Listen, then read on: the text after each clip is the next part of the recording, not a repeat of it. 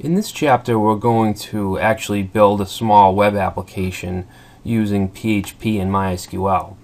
PHP isn't the only language you can use with MySQL. You can use Ruby with Ruby on Rails, Python, Perl, Ajax, AppleScript. There's a whole bunch of languages you can use, but PHP and MySQL seem to be pretty much made for each other. They interact very well. It's really, applications are fast, they're reliable, so that's what we're going to do. And if you don't know PHP, you should probably be able to still follow along.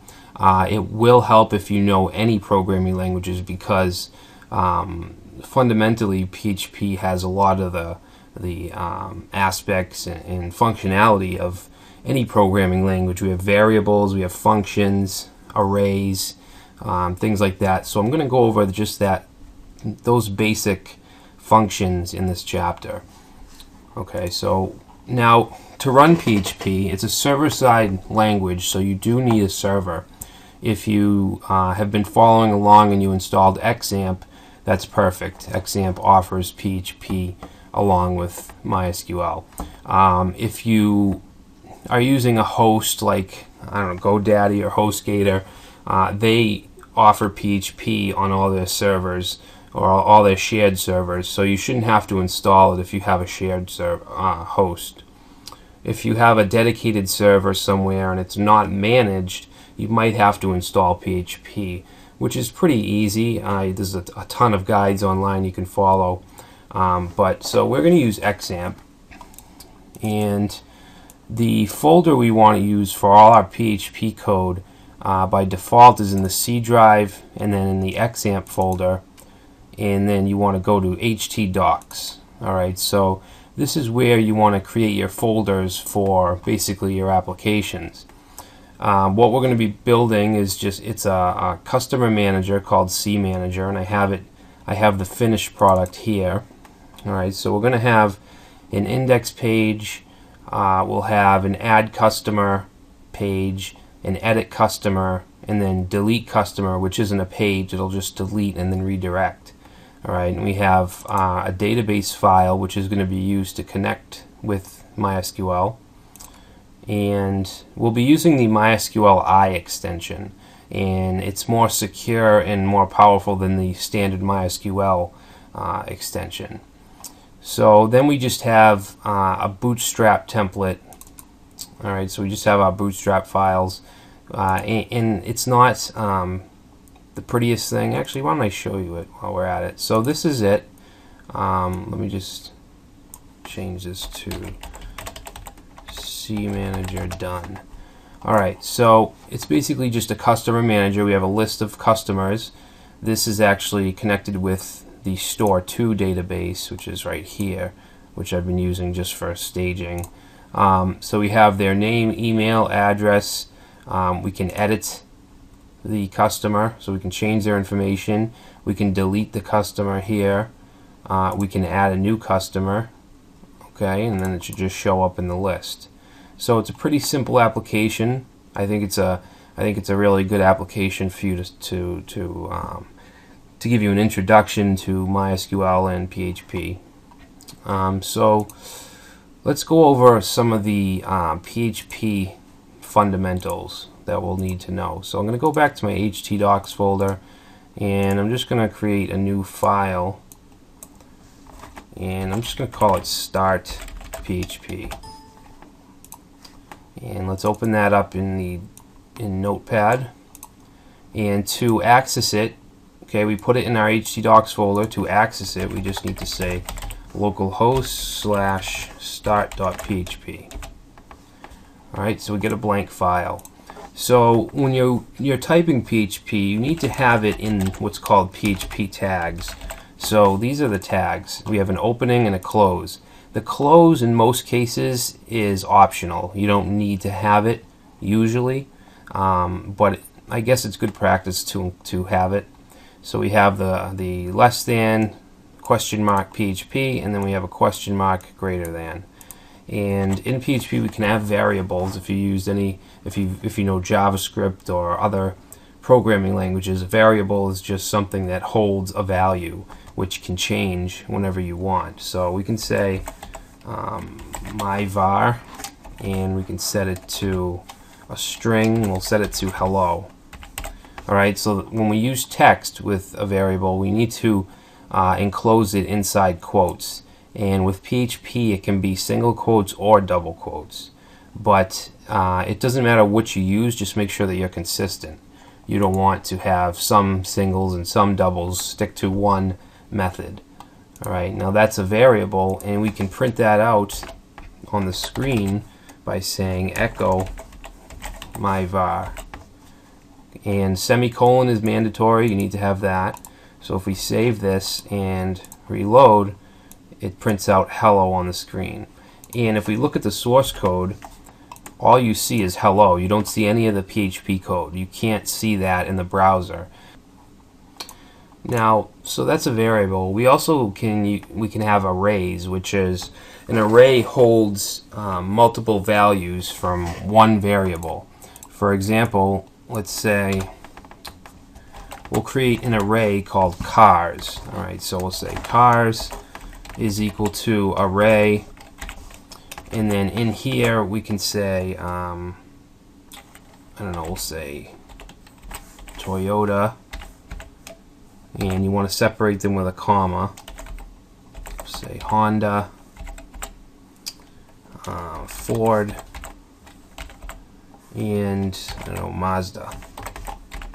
Alright, so this is an array which has 4 values. Alright, so if we save this, we'll not save it yet. If we say echo cars and save it, we're going to have a problem because echo is used for variables with a single value.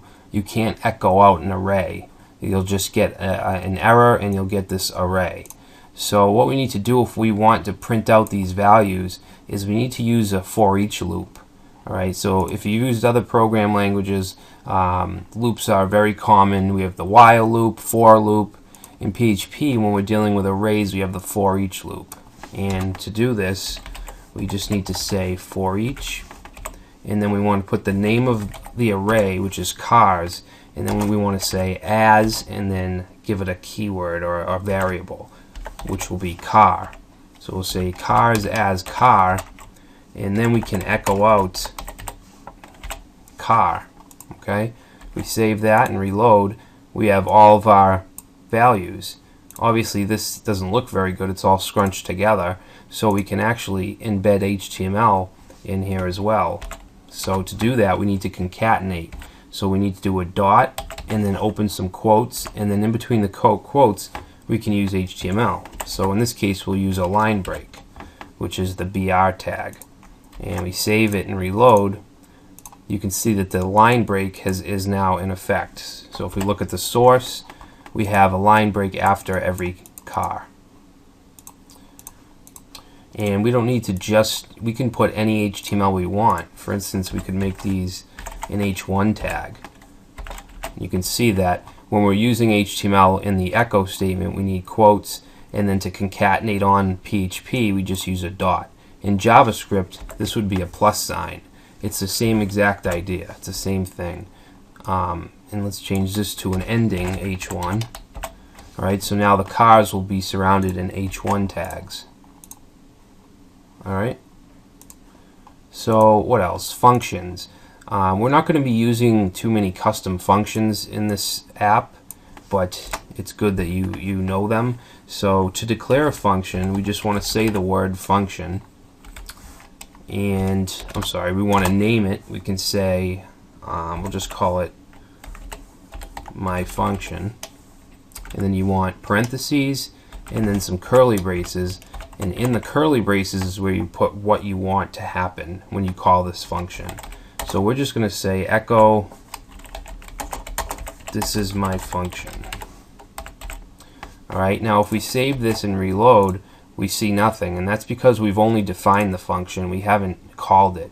So to call it, we just have to type in the name of the function, and then parentheses and a semicolon. So we can reload, and then you can see that the text echoes out. Now, we didn't have to put echo here because we have it in the function. Most of the time, you're not going to echo out from your functions. What you're going to do, in most cases, is return a value. And then when you return it, you can use the function name as the value, essentially. So you can say echo my function. All right, and it does the same thing. So that's functions at its core. Let's see. We can also use parameters. So let's just call this param, and this can be anything. We'll call it word. All right. So we're passing in a parameter, and what we want to do here is just echo out or return whatever we put in the parameter. So we'll just say return word. All right. So now down here we can put in anything we want for the parameter. We can say hello and save that, and it should echo out hello. All right. So this hello is going into here, and then that's going into here. Okay. So that's functions. But aside from using interacting with the database, that's really all that we need to know.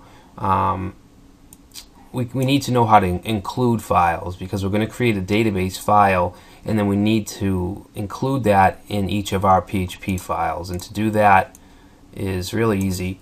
All you need to do is say include, and then you want to put the path to the file. For instance, we could say, if it's in the includes folder, and then the name of the file, database PHP. So just having this line brings all the functionality, all the variables, everything that's in this file into the current file. Okay. Now, for using queries, we're going to use the same queries that we've already learned, the same type of selects and inserts. We're just going to do it from within a PHP file. For instance, let me just show you one of the files here. Our index file is going to give us a list of customers. So let's open this up and just take a quick look. You can see that we're including the database file, which I just explained, and here we're creating a query, a select query, and just putting it in this variable. Alright, you can see this is the same stuff that we've been doing. Select all from customers. We're going to inner join the addresses on customer addresses dot customer to customers dot ID. Alright, so that's nothing new. Now, this is just putting it into a variable. To run this, we need to say result. Okay, so we're going to put the results into this variable, and then we're going to use this MySQLi query, and we're going to call that on the query, which is this. Alright, and then we're just going to say or die, which basically means if this doesn't work, then we want to die, which is basically just cutting off the web page, stopping anything else from happening, and it'll give us an error. Okay, so we can use an error, and we'll also get the line number with this special variable. Alright, and down here we just have a bunch of HTML. This is going to be a bootstrap HTML template, and down here we're saying if there are any results. So if the number of rows is greater than 0, that means that at least one row came back. So if we do have a row, then we want to create a while loop. Alright, so we're going to say while there is still something in this table for us to display, then we're going to display a new row. Okay, so we're going to create a variable called output, which is going to be built incrementally. So we're setting it to a table row tag. Alright, and then we're saying output dot equals. This means append. So this isn't going to replace this output, it's going to add on to it. So it's going to add on a column that's going to have our first and last name of the customer, which is put inside of a row array. Okay, we're saying while row is equal to, and it's going to fetch an associative array, and then we can use these row variables. Alright, so it might sound a little intimidating if you haven't dealt with this before, but once you get the hang of it, it's actually really easy. Alright, so we build the output variable, and then we echo it down here. Alright, and that'll just give us a table of customers. It'll give us this table. Alright, so we have the name, email address, and then the address. Okay, and then we have an edit button, which is right here. And this edit button goes to the edit customer.php file, and it sends an ID with it. Okay, so we're sticking an ID in the variable, and this is called a GET request. Alright, so let me just show you how that works, because that's a big part of this. So back in our start.php, we're going to say PHP echo, and we're going to use the get super global, and we can get that with the $sign and then an underscore and then get in uppercase. Alright, so we can put values in here. Let's put an ID. We're going to get the ID from the URL. Alright, so if I save this and reload, we get nothing. We get an undefined index. It's because there is no ID yet. To insert the get ID, we need to change the URL, and we can do that with a question mark ID equals, we'll say 55. Alright, so this is going to give us a get variable of ID, and it's going to be equal to 55. So if we go here, it's going to echo out 55. Alright, so no matter what we put here is going to show up here because we're using this get super global.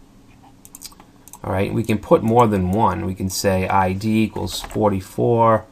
We'll say and name equals Brad, and I don't know, color equals red.